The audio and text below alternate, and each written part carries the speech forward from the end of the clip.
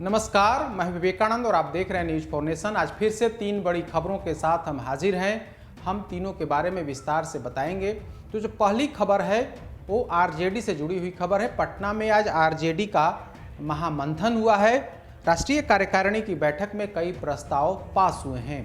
दूसरी जो बड़ी खबर है कि नीतीश कैबिनेट के मंत्री 1 साल पूर्ण होने पर अपना लेखा जोखा, क्या काम उन्होंने किया है, उसका लेखा जोखा दे रहे हैं। और तीसरी जो बड़ी खबर है कि पीएम मोदी ने नीतीश कुमार का गुणगान किया तो जेडीयू के नेता फूले नहीं समा रहे हैं।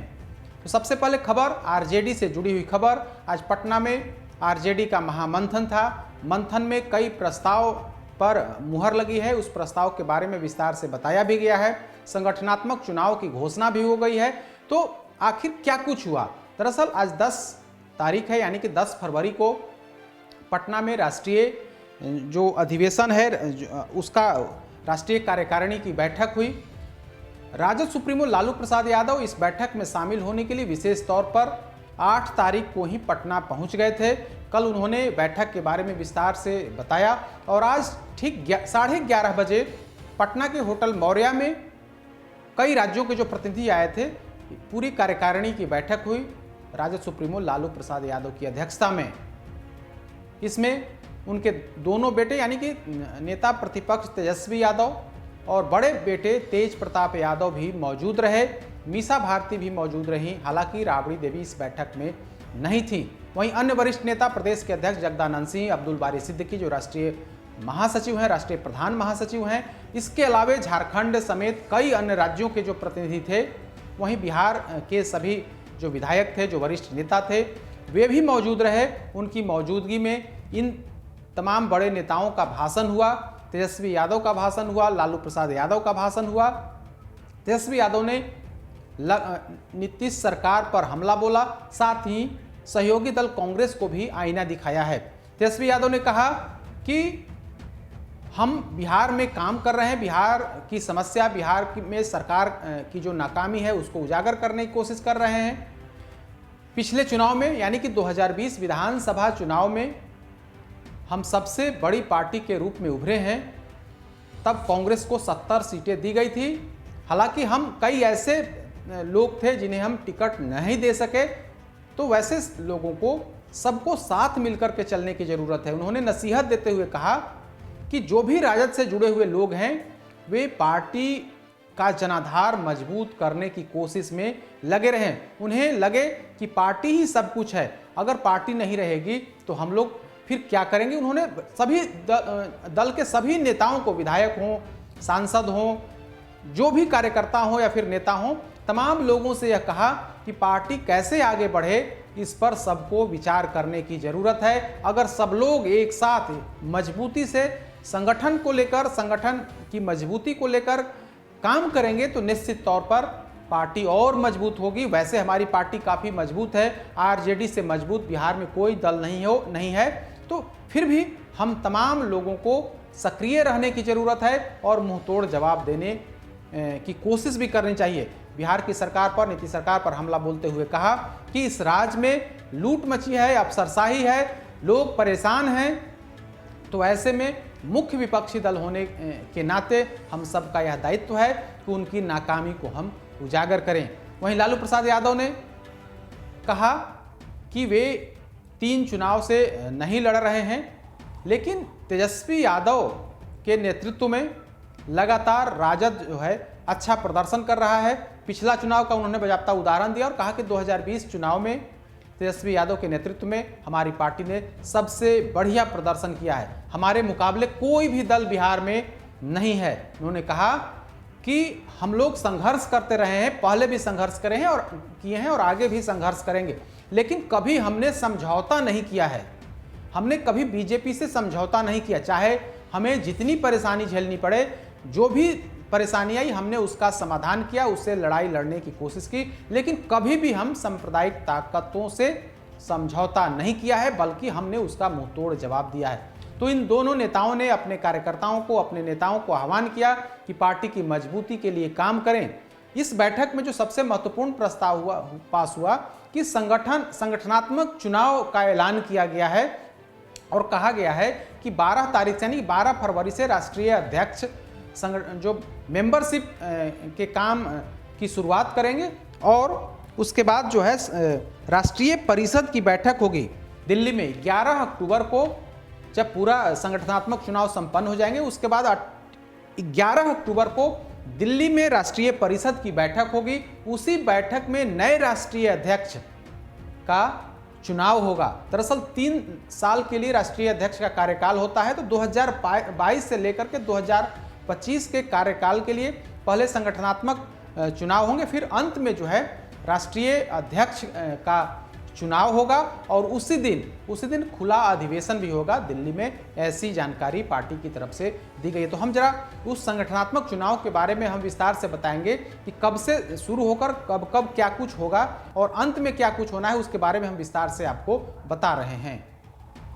आपको बता दें कि 12 फरवरी को राष्ट्रीय अध्यक्ष सदस्यता अभियान प्रारंभ होने की तिथि है 12 फरवरी। प्राथमिक एवं सक्रिय सदस्यों की भर्ती की अंतिम तिथि 30 जून 2022। जिलों में सदस्यता सूची अधकट्टी एवं शुल्क जमा करने की अंतिम तिथि है 6 जुलाई। राज्य कार्यालय में सदस्यता सूची जमा करने की अंतिम तिथि 14 जुलाई। केंद्रीय कार्यालय में सदस्यता सूची एवं शुल्क जमा करने की अंतिम तिथि 20 जुलाई। जिला कार्यालय एवं राज्य कार्यालयों में सदस्यता सूची तदर्थ प्रकाशन की तिथि 28 जुलाई। जिलों में सदस्यता संबंधी आपत्ति दर्ज करने की तिथि 30 जुलाई। सदस्यता संबंधी विवाद एवं शिकायत पर राज्य द्वारा निपटारे की तिथि है 1 अगस्त से लेकर के 5 अगस्त तक। सदस्यता संबंधी विवाद एवं शिकायत केंद्र पर निपटारे की तिथि 6 अगस्त। सदस्यों की सूची का अंतिम प्रकाशन 13 अगस्त। प्राथमिक एवं पंचायत इकाई के सदस्यों के चुनाव की तिथि 16 अगस्त से 21 अगस्त। प्रखंड स्तर पर चुनाव की तिथि है 23 अगस्त से लेकर 26 अगस्त। प्रखंड डेलीगेटों की सूची का प्रकाशन 28 अगस्त। जिला डेलीगेटों की सूची का प्रकाशन 4 सितंबर। जिला इकाई एवं जिले से राज्य परिषद के सदस्यों का चुनाव 6 सितंबर से 12 सितंबर के बीच है। राज्य परिषद के सदस्यों की सूची का प्रकाशन 14 सितंबर। राज्य परिषद के सदस्यों की सूची का अंतिम प्रकाशन 15 सितंबर। राज्य परिषद की बैठक में प्रदेश अध्यक्ष राज्य कार्यकारिणी के सदस्यों का चुनाव 21 सितंबर को, यानी कि प्रदेश अध्यक्ष का जो चुनाव होगा वो 21 सितंबर को प्रस्तावित है। राष्ट्रीय परिषद के सदस्यों की सूची का तदर्थ प्रकाशन 22 सितंबर और राष्ट्रीय परिषद के सदस्यों का अंतिम प्रकाशन 24 अक्टूबर। राष्ट्रीय अधिवेशन में मसविदों एवं प्रस्तावों पर विचार के लिए राष्ट्रीय कार्यकारिणी की बैठक की तिथि 10 अक्टूबर और 11 अक्टूबर को राष्ट्रीय परिषद की बैठक में राष्ट्रीय अध्यक्ष का चुनाव एवं नवनिर्वाचित अध्यक्ष की अध्यक्षता में राष्ट्रीय जनता दल का खुला अधिवेशन होगा। तो यह संगठनात्मक चुनाव की जो तिथि है वो तिथि जारी कर दी गई है। आज बाजाप्ता इस प्रस्ताव पर मुहर लगा और ऐलान किया गया कि इस चुनाव में जो 2 नेताओं को बड़ी जिम्मेदारी दी गई है। पूरे चुनाव की जिम्मेदारी को लेकर के उदय नारायण चौधरी को राष्ट्रीय निर्वाची पदाधिकारी घोषित किया गया है। वहीं सह निर्वाची पदाधिकारी चितरंजन गगन जो प्रदेश के नेता हैं, प्रवक्ता हैं, उन्हें जिम्मेदारी दी गई। यानी कि 2 नेताओं को यह बड़ी जिम्मेदारी दी गई है कि आप इस पूरे संगठन चुनाव को शांतिपूर्ण और पूरे तौर पर आप इसे संपन्न कराएं। इन 2 नेताओं आज की बैठक में इस प्रस्ताव पर मुहर लगी। तो आज बड़ी बैठक के माध्यम से राजद के नेताओं ने ऐलान किया है कि हमें संगठन की मजबूती पर काम करना है। इन लोगों का लक्ष्य है कि 2024 में जब लोकसभा का चुनाव हो तो उसमें राजद बेहतर प्रदर्शन करे और आने वाले अगले साल यानी कि 2025 में जब विधानसभा के चुनाव हो तो राजद और मजबूती से, हालांकि इस बार सबसे बड़े दल के रूप में राजद जरूर उभरी है, लेकिन पार्टी का मानना है कि हमें और मजबूती से काम करना है। तो इसी लक्ष्य को लेकर के आज की बैठक संपन्न हुई है। दूसरी जो खबर हम बताएं कि नीतीश कैबिनेट का विस्तार हुआ था 2021 में। मुख्यमंत्री नीतीश कुमार तो 2020 में उन्होंने शपथ लिया, उनके साथ 2 डिप्टी सीएम के अलावा कई अन्य मंत्री शपथ लिए थे।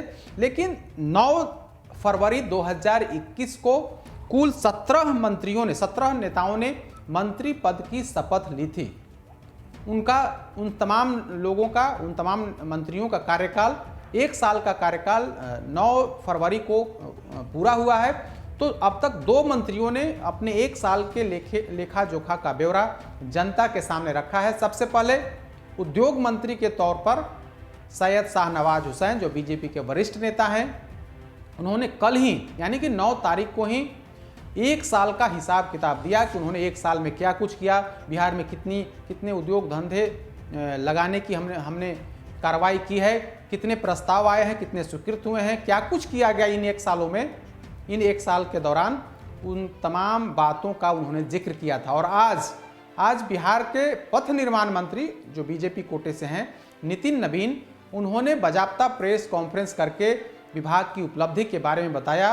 उन्होंने कहा कि डबल इंजन की सरकार में 1 साल में यानी कि 2021 से लेकर के अब तक 2022 के 1 साल में जब हम मंत्री पद संभाले और अब तक हमने कई काम किए, कई बड़े कई बड़ी योजनाओं को हमने धरातल पर उतारा है, कई योजनाओं को जल्द से जल्द पूर्ण कराने की कोशिश की है। पटना में भी कई योजनाओं को हमने लाया है और उसका काम लगातार किया जा रहा है। तो नितिन नवीन ने कहा कि केंद्र सरकार के भूतल परिवहन मंत्री नितिन गडकरी काफ़ी मदद कर रहे हैं। उनके सहयोग से कई बड़ी योजनाओं को, जहां गंगा नदी में पुल बन रहे हैं, पटना में बड़े बड़े प्रोजेक्ट जो हैं वो उसे पूर्ण किया गया है, समेत एक्सप्रेसवे बिहार में 4 एक्सप्रेसवे बनेंगे। इसको लेकर के काम, एक पर तो काम शुरू हो गया है, बाकी अन्य भी पाइपलाइन में है, तो हम उन्हें पूरा कराने की कोशिश कर रहे हैं। तो अपनी उपलब्धि का बखान नितिन नवीन ने किया और कहा है कि 1 साल में जितना हमने काम किया, अगले आने वाले जो 3 साल होगा या फिर 3.5 साल होगा, उसमें भी इसी द्रुत गति से हम काम करेंगे। केंद्र सरकार का सहयोग लगातार मिल रहा है। कई प्रोजेक्ट्स जो हैं वो पाइपलाइन में हैं, कई अन्य योजनाओं पर काम शुरू होना है। कल यानी कि 11 तारीख को मुंगेर में बड़ी योजना का उद्घाटन होना है, लोकार्पण होना है। उसमें केंद्रीय मंत्री नितिन गडकरी व बिहार के मुख्यमंत्री नीतीश कुमार मौजूद रहेंगे और ये लोग उस योजना का उद्घाटन करेंगे।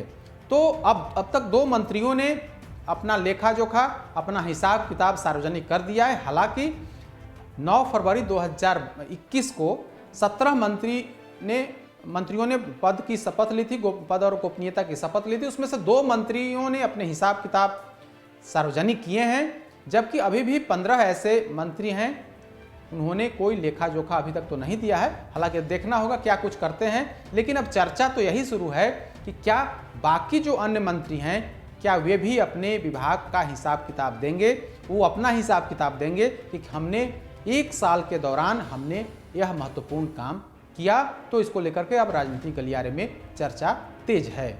और तीसरी जो खबर है कि कल प्रधानमंत्री नरेंद्र मोदी ने नीतीश कुमार जो बिहार के मुख्यमंत्री हैं उनका गुणगान किया था। इसके बाद जेडीयू नेताओं के चेहरे खिल गए हैं। बिना नाम लिए जेडीयू के नेता अब सवाल पूछ रहे हैं कि अब बीजेपी के अध्यक्ष संजय जायसवाल हैं, वे अब क्या कहेंगे।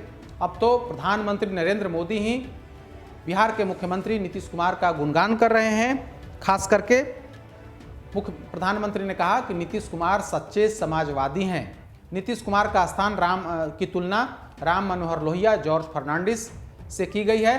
तो ऐसे में हमारे नेता नीतीश कुमार लगातार विकास के काम तो कर ही रहे हैं, परिवारवाद को भी बढ़ावा नहीं दिया है।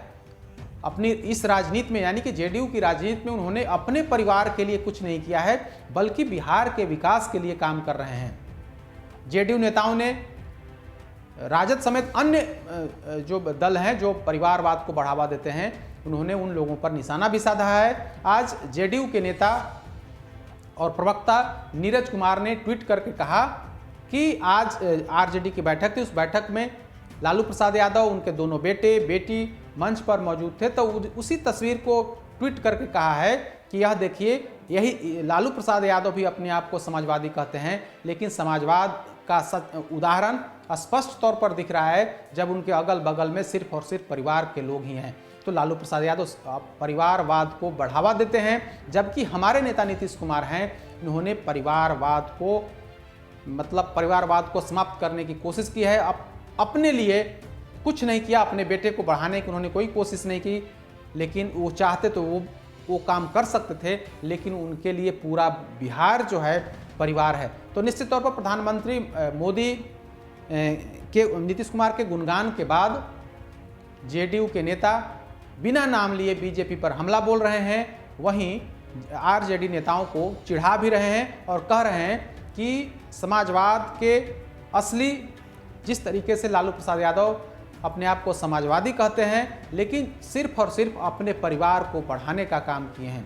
तो राजनीति समाजवाद को लेकर के भी है। जेडीयू के नेता काफ़ी खुश हैं, खुश इस बात के लिए हैं कि इस बार एक बार फिर से प्रधानमंत्री नरेंद्र मोदी ने हमारे नेता यानी कि नीतीश कुमार का गुणगान किया है।